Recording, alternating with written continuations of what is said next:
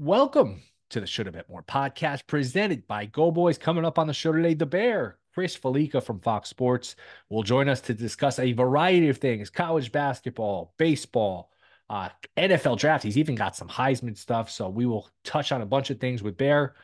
And we are 2 weeks away now from the start of the tournament. Conference tournament start this week. So all good things ahead, good things about to start here, a fun time of the year.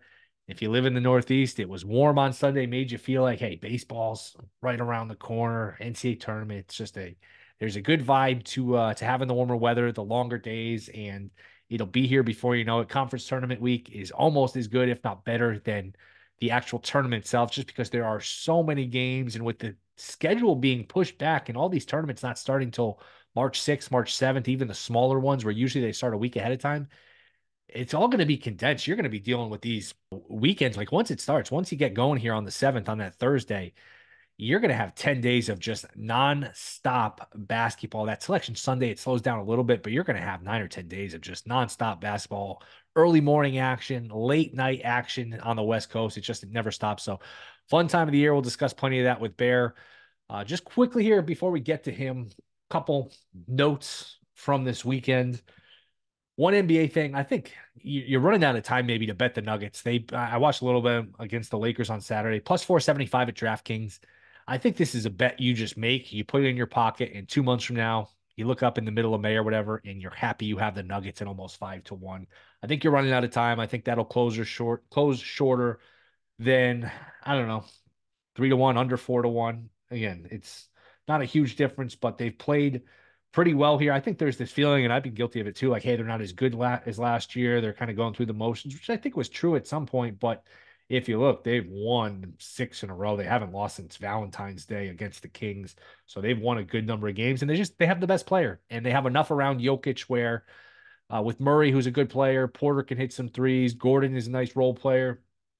A close game, it's sort of like the Chiefs with Mahomes, where a close game, you know that ball's going to be in Jokic's hand. He's either going to take a shot, a good shot, or set somebody else for a good shot. So again, plus 475 at DraftKings. I haven't looked at some of the other books, but I think that's about the best price you can get. Anything over 4-1, I just think you put that in your pocket, you bank it, and you're happy you have it, because they're going to be, if they don't win the title, they're probably going to be in the finals. I can't see them getting knocked out shorter than like the conference finals. I don't trust the Clippers. You look at some of these other teams in the West, and it's a deep West, but Oklahoma City's young and they're not big. Again, the Clippers, I don't trust health wise. I know they have the talent, but I have to see it to believe it. The Suns are too crickety with Beal always being hurt, Booker's injury prone, Durant's. I mean, they never seem to have their whole team on the floor. Timberwolves, I don't trust in a big spot yet. The Lakers and Warriors, I think, are too old and not good enough. So to me, the Nuggets are destined for the conference finals, probably the finals. Bet it now, forget it. Be happy you bet it in a couple of months. So that's the one NBA note. Celtics beat the Warriors by 1,000,000 points on Sunday. Man, we're in the dog days of NBA where it's tough. It's tough to have these games don't have a lot of juice. Some of the seeding implications are interesting. Some of the awards races are interesting, but come March, man, it's all about the tournament. It's all about college basketball. A couple things from college, just quickly. Nothing crazy happened. UConn obviously bounces back against Seton Hall. Seton Hall beat them earlier in the year. UConn, and I thought the 15 was too light. It was not too light. UConn beat them by 30, so UConn is solidifying themselves as the best team going in. And you look at the one seeds: UConn, Houston, Purdue, all going to be one seeds, barring something catastrophic. I don't think anything can realistically happen to knock them off being a one. So you have your 3-1 set. Tennessee beat Auburn this week and then won in Bama, a nice win. So maybe Tennessee competes for the final one. I do think sometimes we make too much of who's the one versus who's the two. I don't know that it makes a ton of difference. It's really more draw dependent than being the difference between one or two. It's really not that big of a difference, but for the people that are interested, Tennessee does have a chance to steal that last one from Arizona. I think if either one of those teams loses the rest of the way and the other goes undefeated, the other is going to get that final spot. If they both go undefeated, I don't know. It'll be interesting toss up in terms of who the fourth one is. A couple other things. I talked about St. John's a couple times on the show. Talked about them a week or so ago, maybe 2 weeks ago, when it was plus 300. It was over 2-1. I was like, hey, they've got an easy schedule to end. It's Patino. It's New York. If they make a little run, the tournament is going to be dying. The committee's going to be dying to get this team in the tournament. They beat Creighton last Sunday. They have a nice win at Butler. And again, I can't bet this in Connecticut, but everyone says it's minus 200, minus 250 in some spots for them to get in. They finish with DePaul, Georgetown, and they get the Big East tournament in their building. So they're in a good path here to get to 20. If they get to 20, I would think they would be in. And you look at the Big East, a lot of these teams are on the bubble. St. John, Seton Hall, Villanova, Providence. I mean, damn near half the Big East is on the bubble, which I do think is interesting. Gonzaga was a team that was on the bubble. They punched their ticket. They now have wins in Kentucky, which is looking better and better. And in St. Mary's, they beat a good San Francisco team on Thursday. So Gonzaga, who is a mainstay in this tournament, usually a 1 or a 2. This was a down year. Maybe they weren't going to make it. You look up and they are going to make it. They are going to be a dangerous team. There are a lot of dangerous teams in this tournament. There's a handful of teams that could win it all that I would be surprised if anyone other than them didn't win it all.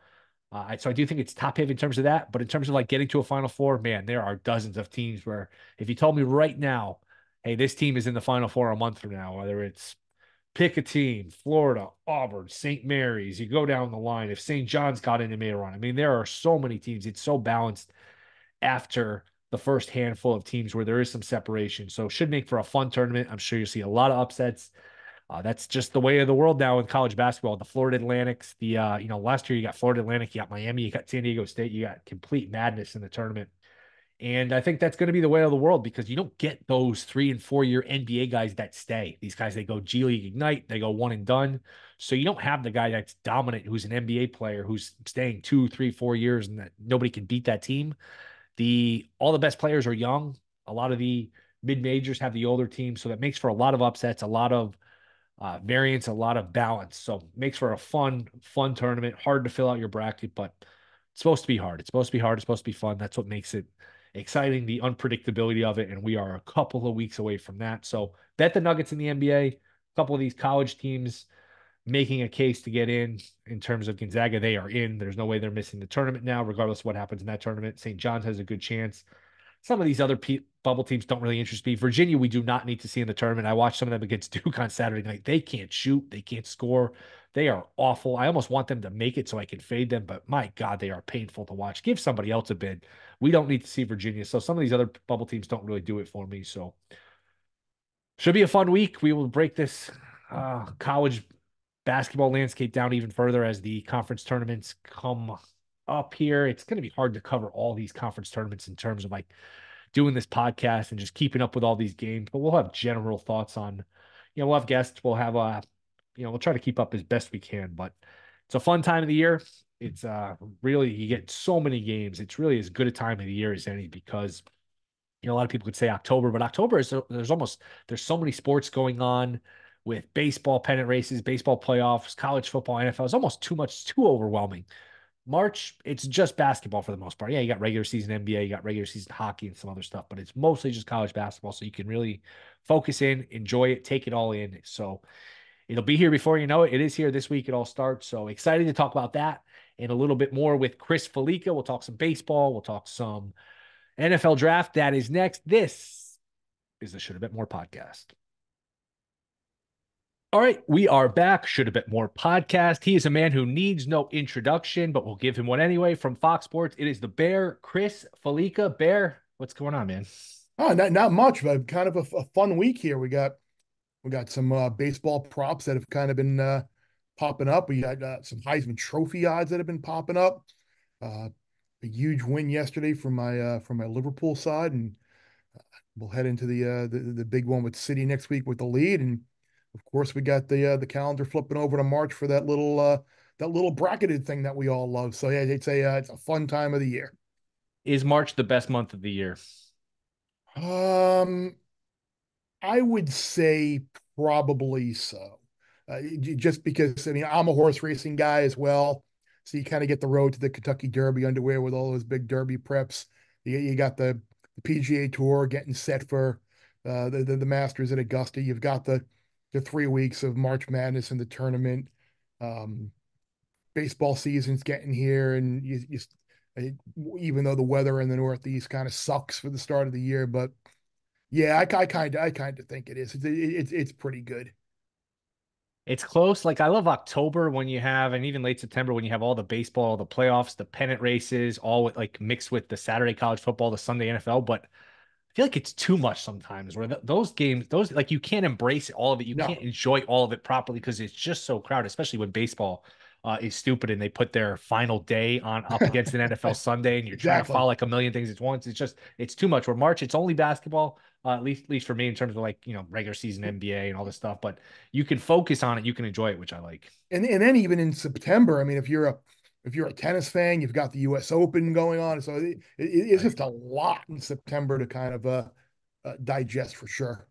We'll go around the board here, just kind of hit on a bunch of things. We'll start March Madness, a couple weeks away from having the bracket in our hands, one of the more exciting days of the year.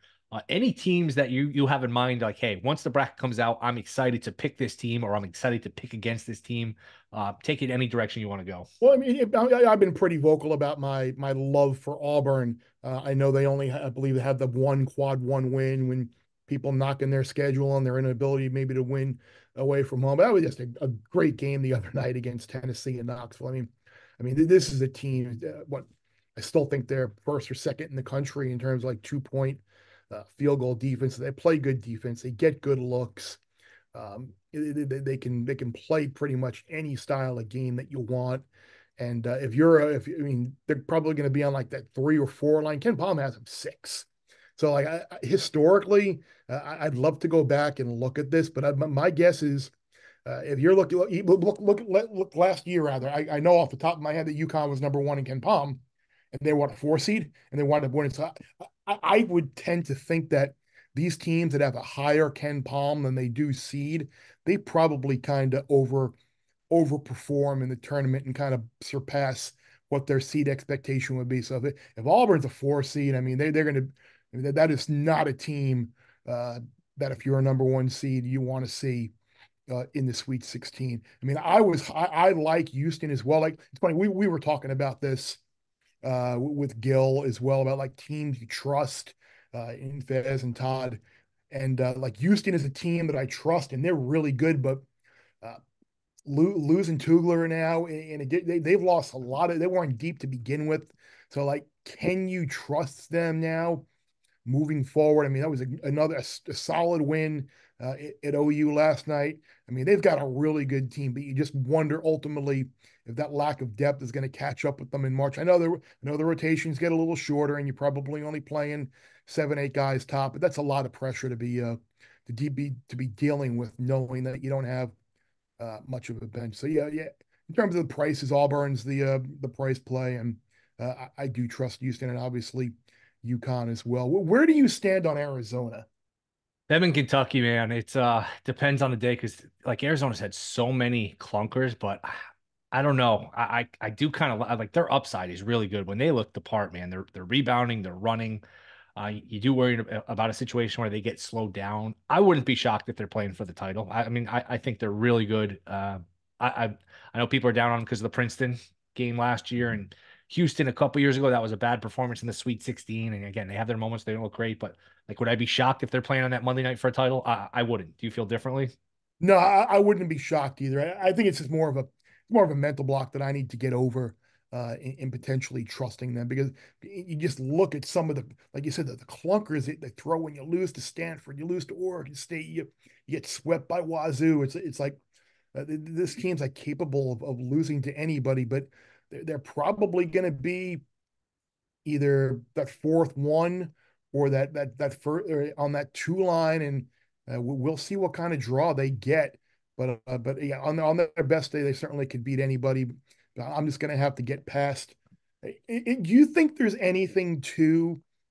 And again, people are applying it to Purdue with being the 1 versus 16, getting knocked off last year in the first round. Do you think there's anything to like losing in the first round a previous year and then kind of being a little bit more focused and being a little bit more determined the following year? Because didn't UConn 2 years ago lose to New Mexico New State in the Mexico first State, round, and, yeah. and then obviously next year, I mean last year came back and rolled through everyone. So you think it's just like kind of like an aberration, or you think there really might be something to that? I'm not sure. Remember Virginia, they lost to UMBC. What was it? UMBC, I Yeah, think they pronounced UMBC. it. And they got not only did they lose as the first one, they got destroyed. They come back next year and win the ball. I tend to lean towards more towards the idea that it's single elimination. Weird stuff happens. I mean, Jay Wright couldn't win until he did. Yep. I remember Calhoun. There was a rap on him like, yeah, he's a good coach, but he can't win the big one, can't get to a Final Four. Remember they played that Gonzaga in '99 where they Yep. played Gonzaga. That was Phoenix. Gonzaga was the first time really they came on to the big stage, and They played each other in the Elite Eight, and there was a lot of pressure on UConn because man, if he lost that one, it would really start to fester. But he won that game, won the championship, and won Yep. a couple more after that. So I don't know. Sometimes these narratives, some of them are true, some of them it's just like, hey, small sample stuff, weird stuff happens. Small sample It's size, weird stuff happens. it's funny because you think back about UConn now and just I mean you and I having grown up in the Northeast and being in turn each other like you think about the late the Duke shot and then which happened after the Tate George and Burrell and then you lose whether it was Joe Smith in Maryland one year that lost Yep. that Mississippi State team in '96. I think UCLA maybe got him one year. UCLA got them I think one yeah like they lost to some really good teams and just ran into some bad matchups so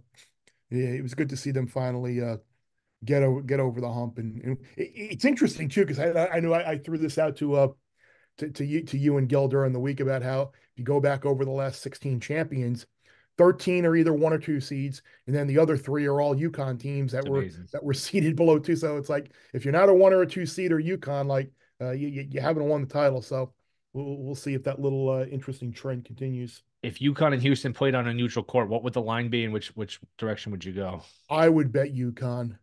I'd say UConn two. Yeah, I'm thinking by a bucket or so. Maybe it got bet up to three, probably open two, something like that.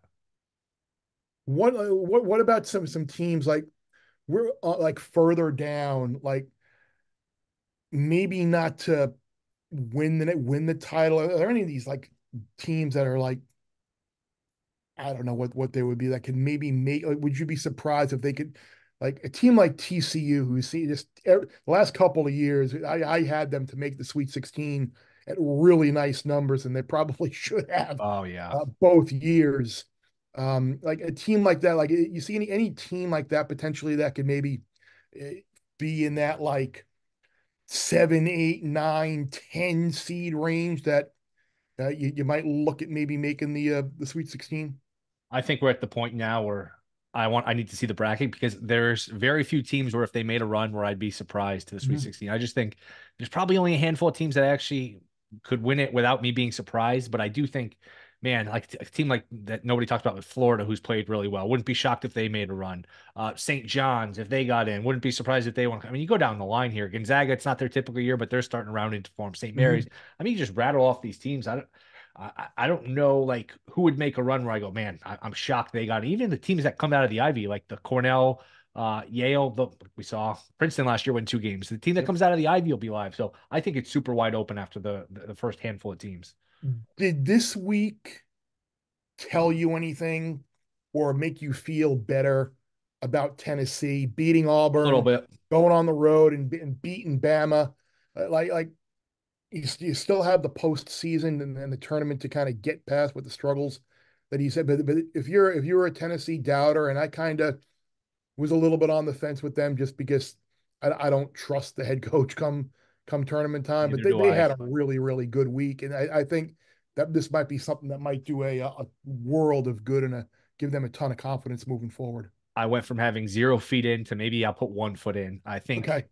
like Dave, this is, I mean, look, the Barnes stuff I think is real. I mean, he had Durant and two other NBA players and didn't even get to, I don't think the Sweet 16. I think they Yep. went one and then they lost in the second round, which is hard to do when you have Durant and more NBA talent on top of that. And he's had his mishaps. I mean, Florida Atlantic was down 10 last year, came back and won that game. I don't know. I do like the fact that they have Connect. They have a bucket getter. I feel like with his teams, they can just go dry like they did last year. Connect kind of is drought proof in terms of that, where you can just throw him the ball and he can get you a bucket. So I do like them. I'm looking for a prop come tournament time on uh, number. If I could get like no ACC teams to reach the Sweet 16, I mean, I obviously have to see what the bracket Right. has. I mean, we might be in a position where you're going to get one, but boy, the league is so bad. So bad. Like from thinking in the mid '80s when you had all those great Georgia Tech teams and the Duke teams and bias at Maryland and Carolina obviously was great. Like it was NC State had Corciani and Gugliotta and those guys. Like obviously after winning the title, like it was such a good league. Even Virginia was good, and like the league is just so bad right now. And like I don't, I actually would be a little bit surprised if Duke made a run to the Final Four. They I know you said you wouldn't really be surprised in anybody, but I don't know. I In don't think I'd be surprised if anyone made the Sweet 16. Carolina just doesn't No, close games out well at all. Like I don't know, man. I mean, it's interesting. I'm just sitting here looking at the Ken Palm sheet right now. Like Wake Forest is 21 in Ken Palm. That it's like amazing. says like they're definitively in. I mean, I know they're kind of a hot button team in terms of where the bracketologists had them and where the power ratings have them. And I know they just beat Duke on their home court, but I didn't realize they were 21 in Ken Palm. That kind of tells you that they're kind of solidly in. Like that would be a like a pretty historic number, I would think, if they didn't get in. Yeah, I agree. In Virginia's a team that's right on the bubble. Oh, Oh my God. I mean, nobody needs to see that team in the tournament. Part of me wants to see them in just so we can fade them, but that team is so bad on offense. They're so boring to watch. I hope they give that spot to somebody else. I really do. yeah, I would hope so. And it was funny. We were joking about this as well with St. John's, and I don't know what the rules are. I used to know them like in terms of they can like what could you imagine if they're like at a like a 10 or 11 seed and they get a first or second round game at Barclays and you're the 6 or the 7 or the 3 or the 2, you might have to play Patino and St. John's at the Barclays Center, just maybe because they didn't want to send St. John's traveling because of money or whatever. Like, could you imagine when you talk about the screw job for a higher seed getting that team basically miles from their campus? I don't know that they would do it, but I wouldn't put it past them. Put it that way. Yeah, I loved your theory about that too, with wanting to get Patino in there because you know they would love to. And And they were plus 300 a week ago to make it. I couldn't find it anywhere. We can't bet this stupid stuff in I Connecticut for know it's whatever reason. Now ridiculous. I think they're like minus 250 to make it, where they finish with DePaul, they finish with Georgetown.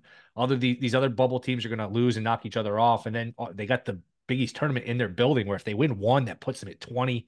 That's a round number. That's sort of the magic number of 20 wins Patino team in the Big East. I don't see them getting left out. I really don't. Yeah, I don't either. So yeah, I'm like they're 29 right now in Ken Palm, which would seem to again that would seem to indicate that they would be squarely in now. I guess if you lose to Georgetown, then that's an issue as well. But no, you're right. We've said this all along. I can totally see like this being like you get one of the teams that we all think is going to be in the title game. UConn, UConn, Purdue, Houston, like one of those big three, and then, or maybe two, and then you get like two completely random off the board type Final Four teams because I think you can shoot a lot of holes in Sure. some of these teams that are going to be like on the 2-3, like I said, like Carolina or Duke or Marquette, Baylor, Kansas. Like if those are like your 2 or 3 seeds, I mean that's I mean I would love to be betting against some of those teams. It's funny too because you bring up Gonzaga, and if you go down there, like everyone's Gonzaga's down, and then you look, they got a 1 point loss and a 2 point loss in conference, and they have a road win at Kentucky. Yep. Which looks better and I better. mean, I mean, I mean that's pretty. That's pretty damn. I mean, beat UCLA and UCLA is no great shakes. Beat Syracuse. But I mean, it's like we're treating them like it's like they're like fifth in the Big West or the whatever the hell that And they conference is. killed St. West Mary's on Coast. Saturday night. They Yep. had an impressive win against the San Francisco team, which is not easy to beat. San Francisco played that game at the Chase Center. It's like, what? You have a nice home court advantage playing at your small little campus. I don't know why they decided to play that in the Chase Center, but No. I'm excited, man. 2 weeks away from having this bracket in our hands. There's nothing better, so I'm excited. Just quickly, a few things. We can go rapid fire on some baseball, some football before we get you out of here. Baseball, anything you're just dying to bet? If I said, hey, I need one baseball winner, one bet that you feel the strongest about, where would you go? I haven't looked at win totals. Yeah, usually I do that on my vacation, but I'm so far behind now. I was looking at awards before. Like, don't you have to like totally fade Aaron Judge and all these awards? I mean, he basically came out and said I have to monitor my toe or foot like forever. Like, doesn't that tell you he's going to have like a bunch of days off and like I mean, AL MVP, home run leader? Shouldn't you be looking for like other players that might be? That might be better prices than that. And he's at 43 and a half for season long player props. I know how people go, hey, we're sitting here in March. We don't want to, tie up our money till October to cash a minus 110 or minus 120 bet. But boy, 43 and a half homers. He hasn't had a history of staying healthy outside a year or two. That might be the way to play it too. But I agree. I mean, it's hard to find value at the top with really World Series, futures, awards. A lot of this stuff is, I don't find a lot of great numbers outside of, win totals, a few here and there that I like. Like even Acuna, you would think that you'd want to like be. I mean, I just saw he's having his knee checked out, Yep. so that could be a problem as well. So maybe you want to kind of look maybe for someone else in a stolen base market or an LMVP. But yeah, I was looking at AL Cy Young. I mean, it's so hard to take some of these prices Yes. on some of these guys. Like I think Turek Skubal is going to have a monster year, but can you take 12 to 1 on Nope. him? I mean, I certainly couldn't. And you look further down, and I know Carlos Rodon was terrible I last like year for the that one too. Yankees, I like it.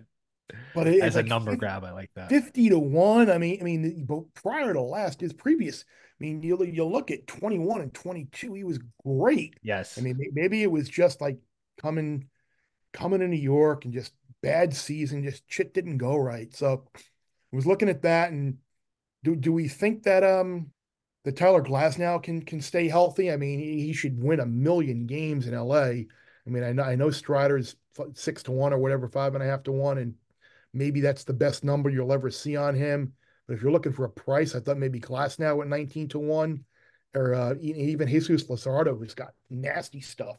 He was 30 to 1. I thought maybe those two guys might have had a little bit of a long shot appeal. Yep, I could see all those names again. I don't see anything like Rodon is interesting, but I don't see anything like, oh my God, I have to bet this. I can't believe this is priced at that. I just don't know that there's a lot out there. It's just I Yeah. feel like with betting being more prevalent. They know people like long shots. We saw this with NFL MVP where they cut the numbers on anyone that has really a Yep. pulse. I mean, there's some guys 30, 40 to 1 that have no chance. Like Kyle Bradish, who's hurt. Yep. Josiah Gray's 50 to 1 or 60 to 1. I was going through these names, the names the other day with Jason. It's like, man, some of these guys that are like 40, 50 to 1 just have zero chance to win it. How about again? Maybe some people think the Royals are going to step up and have like Yeah. Cole Reagan's 20 to I 1. know. I Like know. I had to do a double check on I that. know. Like, is that real? And he had a good finish to last year. It looks like the Royals discovered something with him. But again, it's not 80 to 1. It's not 50. It's 20 to 1. It's just tough number to bet. One thing I definitely am going to bet. I haven't yet, but I'm going to is I see Max Meyer at 25 to 1 for NL Rookie of the Year. Again, you've got Yamamoto and Young Lee is the top two choices. But like Meyer the other night was awesome, and he's always been deemed as having like ace type stuff.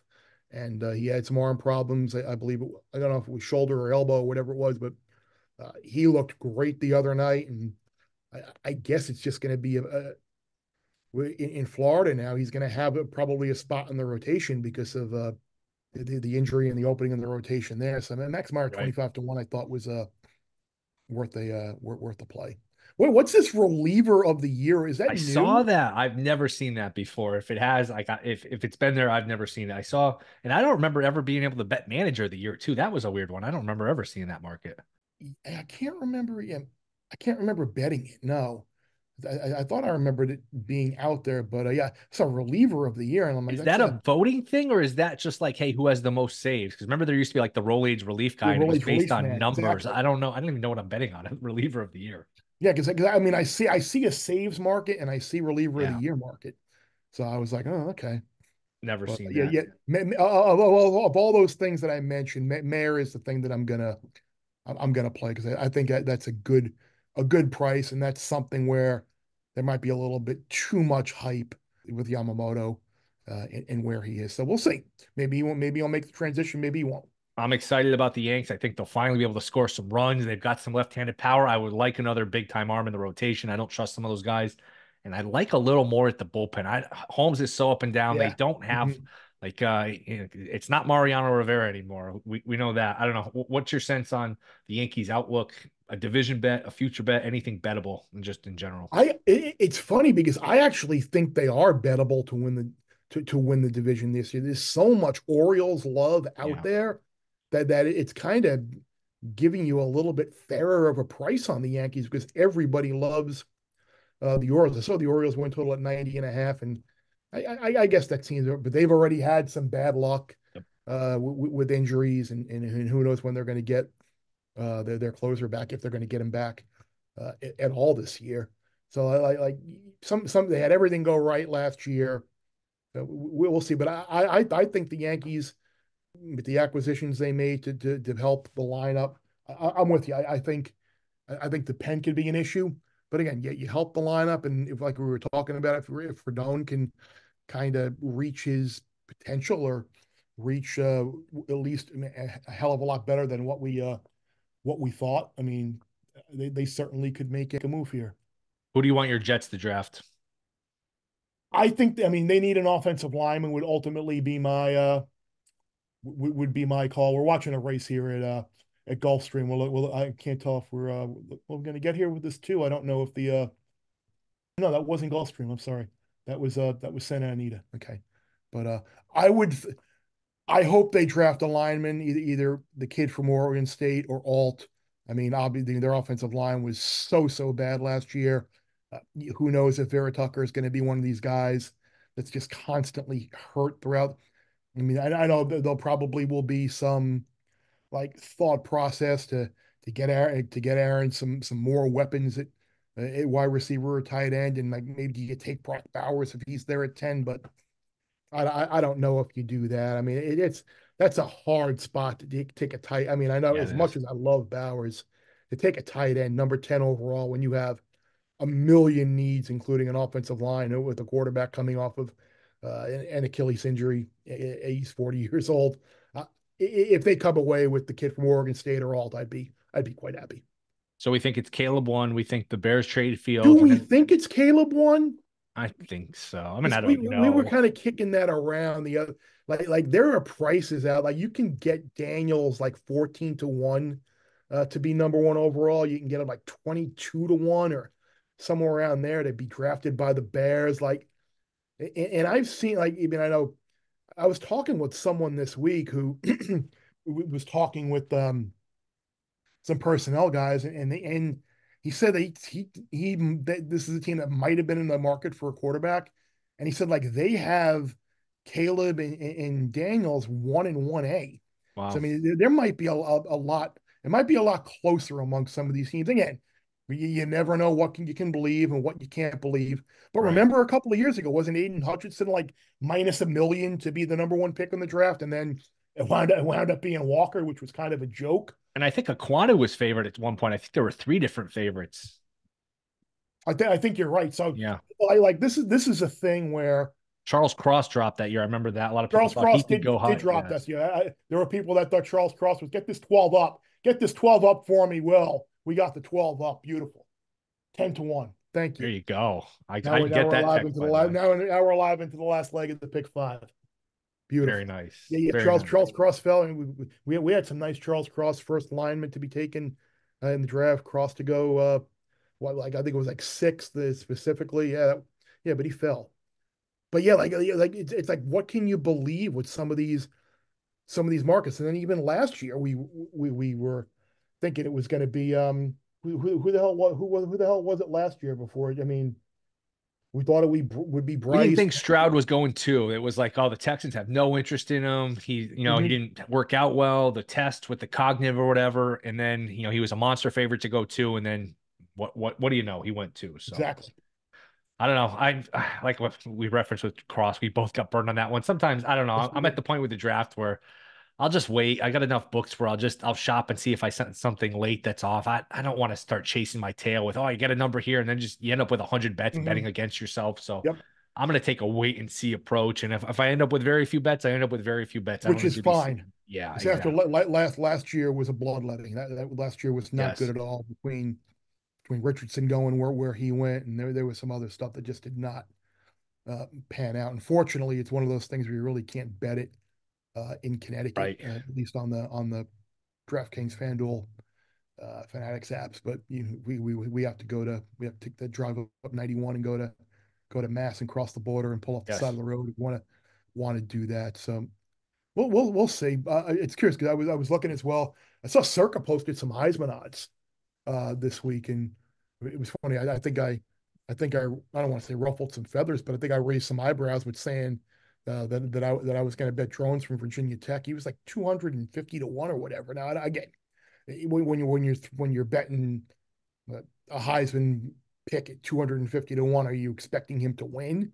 No, but I think if you look at the way he finished the year, his dual threat capability, the schedule that Virginia Tech has this year in a very manageable league. He was like, so 250 to one. I mean, it's going to be one of those prices that it's going to be a hell of a lot shorter.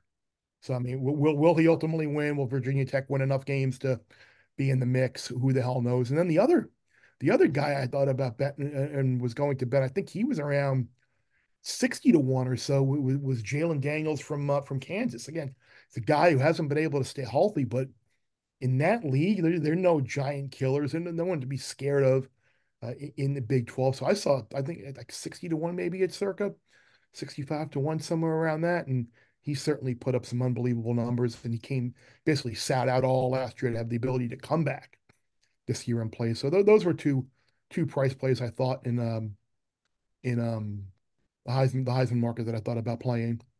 I'd So forgotten about Daniels. I forgot he's even there, man. Some of these yeah, kids, they stay at school forever. It's amazing. offensive coordinator's gone, but it's really Leipold's Yes. offense, so it's not really a big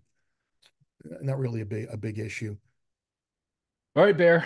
I Oh, think we go ahead. I got one more for you too. Oh, I got Manchester City to win the Champions League at like plus 175 or so.